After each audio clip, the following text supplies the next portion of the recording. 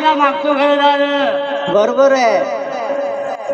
धर्म राळा जपलीला तुझ्या रे नामाची, बघितलं का माधव देवाची. म्हणून या देवाची उत्पत्ती कुठून होते सांगितलं पाहिजे. अरे हर हर महादेव पार्वती भोळा शंकर भोळा शंकर